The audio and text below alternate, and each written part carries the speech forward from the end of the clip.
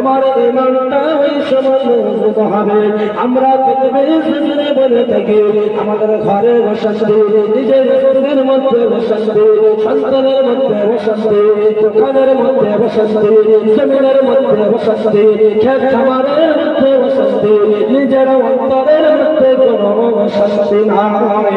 আমার রব্বুল আলামিন জানিয়ে দিলেন, এই পৃথিবীর জমিনের মানুষেরা শুনে রেখে দাও, জেনে রেখে দাও, আমার রব্বুল আলামিন জানিয়ে দিলেন, ওয়া আকিমুস সালাতা ওয়া আতুজ যাকাতা ওয়ারকাউ মা'আর রাকিন।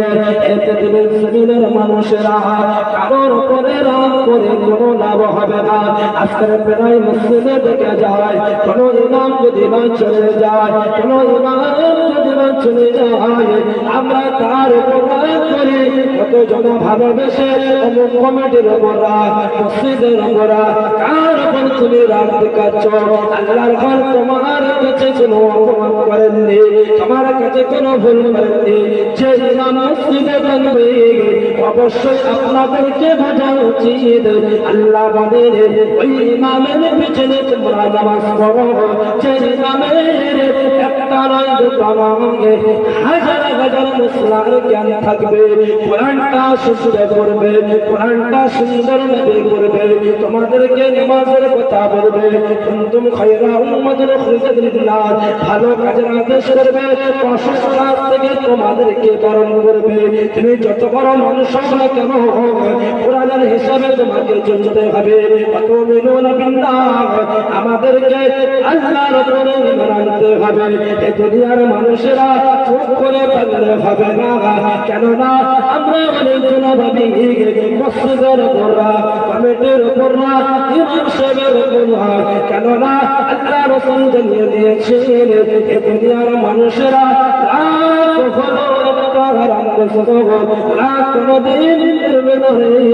কেননা হুজুর পাক সাল্লাল্লাহু আলাইহি ওয়াসাল্লামের মধ্যে কোনো রাগ ছিল না।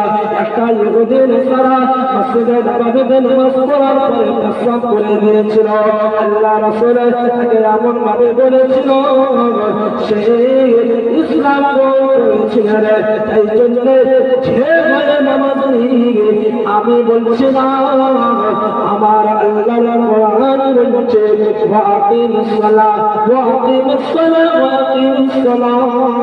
যে ঘরে নামাজ থাকবে না, যে ঘরে খোদার ইবাদত থাকবে না, যে ঘরে জিকির তাসবিহ থাকবে না, যে ঘরে আল্লাহ রাসূলের তরিকা থাকবে না, যে ঘরে আল্লাহ রাসূলের সুন্নাত থাকবে না, এই দুনিয়ার মানুষেরা সে ঘরটা হলো শুষ্ক, সেই ঘরটা হলো মৃত, সেই ঘরটা হলো আসল কবর।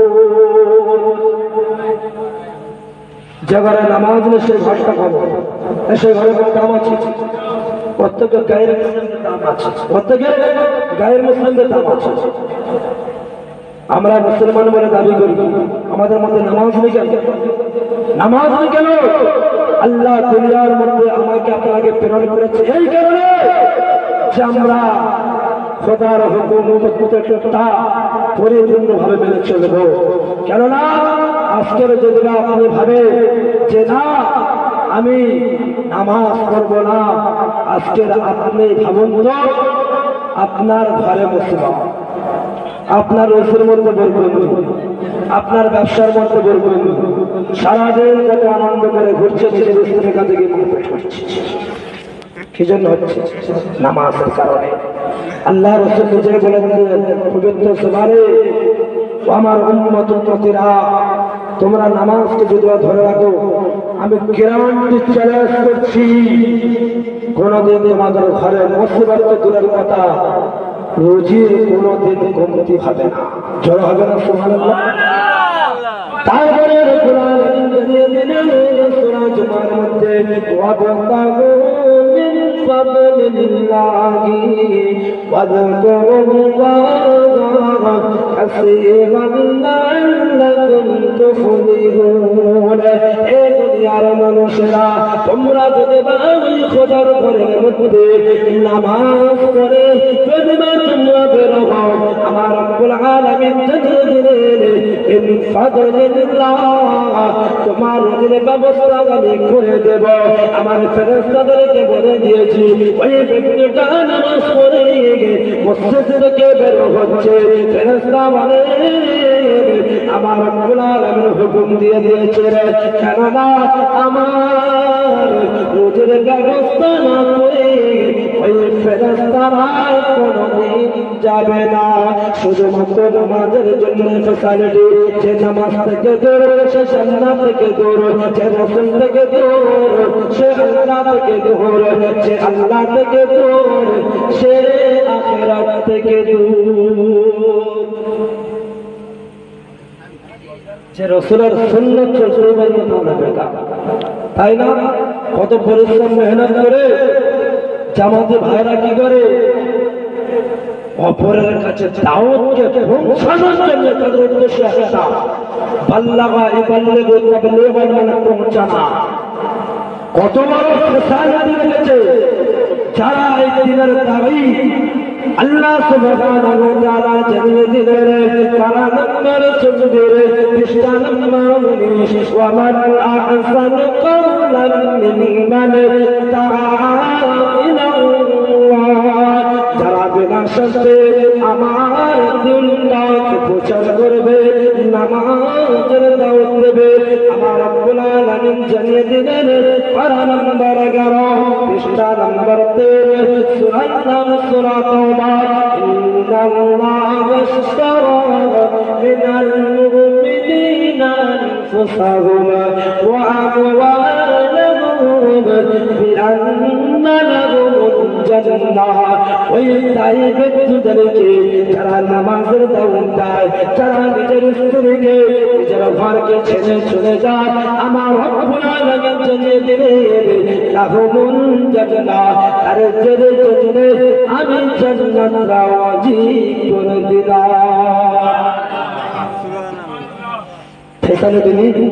এই যে কত কষ্ট করে পরিশ্রম করে দিনের দাওয়াত দিচ্ছে জামাতের লোকেরা, তাদের জন্য জান্নাত রেখেছে। জান্নাত শুধু জান্নাত না, তোমাকে যে একটা ঘর দেওয়া হবে, আল্লাহ সুবহানাহু ওয়া তাআলা তার রাসূলের মাধ্যমে জানিয়ে দিলেন, তুমি নামাজ পড়বে আনআমতা আলাইহি, তোমার জন্য আমি পুরস্কার রেখে দিয়েছি। বান্দা, ইয়া আইয়ুহাল ইনসানু মা গাররাকা বিরাব্বিকাল কারীম, এই দুনিয়ার মানুষ নাই, তোমার স্ত্রী তোমাকে ধোঁকা দেবে, দুনিয়া তোমাকে ধোঁকা দেবে, তোমার আত্মীয় স্বজন তোমাকে ধোঁকা দেবে, তোমার সন্তান তোমাকে ধোঁকা দেবে, আমি তোমাকে কোনোদিন ধোঁকা দেব না। তোমার যতটুকু আমল ততটুকু অবশ্যই আমি তোমাকে দেব। যে ঘরটা দেবে, একটা যদি ঘোড়া নিয়ে 1000 বছর আমরা অতিক্রম করি, তবু সেই ঘরের রাস্তা শেষ হবে না। চলে বলুন সুবহানাল্লাহ। এই নামাজে ব্যক্তিগত ফ্যাসিলিটি নেই, এই ফ্যাসিলিটি নেই। আজকের আমাদের ঘরে নামাজ নেই। নিজের সন্তানকে বলো, বাবা, যে খাবার থেকে, যে পড়াশোনা থেকে, যে আড্ডা থেকে, যে মোবাইল, সেই মোবাইল তোমার নামাজ থেকে দূরে সরে রাখলো। বাবা, এই মোবাইল, এই মোবাইলটা হচ্ছে শয়তানের কাজ, বেহুদার একটা ফ্যাসিলিটি। ভেনে দুনিয়ার মানুষ হাবিবুল্লাহ জানিয়ে দিলেন, এই দুনিয়ার মানুষেরা তোমরা যখন নামাজ পড়বে না, তোমরা যখন নামাজ পড়বে না, এই দুনিয়ার মানুষেরা তুমি যখন দুনিয়া থেকে বিদায় নেবে, তোমার সামনে দূরকে বাদ আল্লাহর এসে যদি তোমার কানে যদি মন্তর করে লা ইলাহা ইল্লাল্লাহ মুহাম্মাদুর রাসূলুল্লাহ, এই দুনিয়ার মানুষেরা এই সময় তবুও তুমি কলমা পড়তে পারবে না। ইন্নাকা লা তাহদি মান আহবাবতা ওয়ালাকিন্নাল্লাহা ইয়াহদি মান ইয়াশা। এই দুনিয়ার মানুষেরা হেদায়েত আমি কারোর হাতে দিইনি, হেদায়েত হচ্ছে আমার। সারাটা জীবন নামাজ পড়ে আমার রাসূল জানিয়ে দিয়ে সেই হাদিস, এই হাদিসটা যদি বা বলি আপনাদের রাগ হবে, তবুও বলে যাচ্ছি, যারা কোনোদিন নামাজ পড়ল না, যারা সুদ খেল, যারা আগুনটাকে নিচ্ছে